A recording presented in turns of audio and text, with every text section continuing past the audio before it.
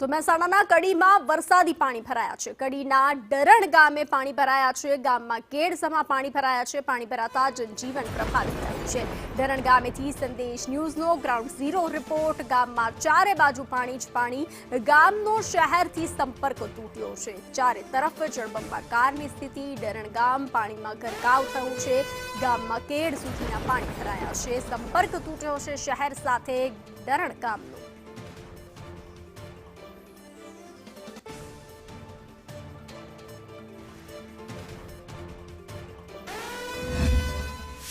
કડીમાં ગઈકાલથી જે પ્રકારે વરસાદ ખાબક્યો છે, ધોધમાર વરસાદ થયો છે, તેને લઈને આજુબાજુમાં જે ગામડાઓ છે તે પ્રભાવિત થયા છે। અત્યારે હાલમાં આપણે ટ્રેક્ટર દ્વારા આ ડરણ મોરવા ગામમાં આવ્યા છીએ। આ પરિસ્થિતિ આપણે બતાવી દઈએ કે ગામમાં એન્ટર થતાની સાથે જ આપણને આ દ્રશ્યો જે જોવા મળી રહ્યા છે, કોઈ પણ વ્યક્તિ ચાલીને આવી શકે નહીં તેવી પરિસ્થિતિ છે। અત્યારે હાલમાં જે ગામજનો છે તે પણ ચાલતા આવી રહ્યા છે। ગામના મુખ્ય દ્વારથી લઈને ગામની અંદર સુધીમાં જે દ્રશ્યો છે તે લોકોના ઘરો સુધી પાણી ગયા છે। ગામમાં જનજીવન પ્રભાવિત થયું છે। અત્યારે હાલમાં તંત્ર દ્વારા હજુ સુધી કોઈ પણ પ્રકારની કાર્યવાહી જે છે તે કરવામાં નથી આવી। ખાસ મહત્વની વાત એ છે કે જે પ્રકારે અહીંયા લોકો છે તેમને આપણે બતાવી દઈએ કે આ ગામ છે જેમાં પાણી જ પાણી જોવા મળી રહ્યું છે। કેડસમાં પાણી જે છે તે લોકોના ઘરમાં ઘૂસ્યા છે। કહી શકાય કે તંત્ર ઉપર પણ અનેક સવાલો ઉઠી રહ્યા છે, કારણ કે જો આ જ પરિસ્થિતિમાં લોકો જીવવા માટે મજબૂર હોય તો તંત્રની આખરે જરૂર શું છે, પ્રશાસન શું કરી રહ્યું છે। આ ગામના લોકો છે જેનું જીવન પ્રભાવિત થયું છે, તેમને ખાવાનું, આવવાનું, જવાનું, બહાર નીકળવાનું તમામ વસ્તુ મુશ્કેલ બની છે, ત્યારે હજુ સુધી તંત્ર જે છે અહીંયા પહોંચ્યું નથી। આપણે અત્યારે હાલમાં ગામમાં જે કહી શકાય કે પ્રવેશ કરી રહ્યા છીએ। ગામની અંદર અત્યારે હાલમાં આપણે જઈ રહ્યા છીએ। વધુ પરિસ્થિતિ કેવી છે તે પણ આપણે બતાવીશું। સંદેશ સાથે જોડાયેલા રહેશો। જે પ્રકારે આ લોકો જે છે તેમનો પણ એક આક્રોશ અહીંયા જોવા મળી રહ્યો છે તંત્ર ઉપર, કારણ કે તંત્ર આટલા વર્ષોથી શું કરે છે તે પણ એક મોટો સવાલ છે।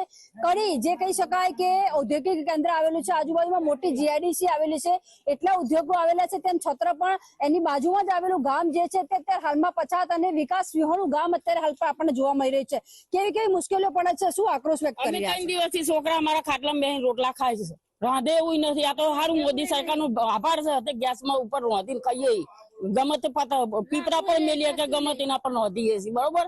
પણ અમારા ઘરમાં પાણી પેટવું, બાર બચ્ચું અમારે ચાકણ ઉગાડવું, બોલો। અમે 2 દિવસથી ખાટલામાં બેસી રહ્યા છોકરા લઈ, તો સરકાર અમને રાહત આલે, પણ વચ્ચે વસ્તી રાહત આપવા જ દેતી નથી। તો એનો તમે આગ્રહ કરો અને અમને રાહતના ઘર જે જૂના હોય અમને મંજૂર રિપેરિંગ ના પૈસા મલાવો, તો અમે ઘર થોડા અધર ઉપાડીએ તો અમારા છોકરાને ઘરમાં પાણી ના પે। ચોક્કસ એક વાત પણ છે માસી, શું કહેશો, કેવી કેવી તકલીફો તમને પડી રહી છે? આ પાણી ભરાઈ ગયું, પાણી ભરાઈ ગયું। આ છોકરા બાળ બચ્ચા અમે ખાટલા બેહીને ખવડાવીએ, કોઈ લાભ અમને હાલતા નહીં। અને આ પાણી ચોફેર ભરેલું હો, લાકડું નહીં, લતું નહીં, કઈ નહીં, સના પર વધીને શું ખાઈએ અમે? ચોક્કસ અહીંની જે મહિલાઓ છે તે તંત્ર ઉપર ક્યાંક ને ક્યાંક રોષ ઠાલવી રહી છે કે તેમની તંત્ર દ્વારા કોઈ પણ વસ્તુ સાંભળવામાં આવી રહી નથી, જેને લઈને અત્યારે હાલમાં પોતાના બાળકોને લઈને તેઓ અત્યારે સફર કરવો પડી રહ્યો છે તેવી પરિસ્થિતિ છે। તંત્ર કોઈ પણ અહીંયા જોવા માટે પણ ફરતું નથી। પાયલ યાદવ, સંદેશ ન્યૂઝ, કડી।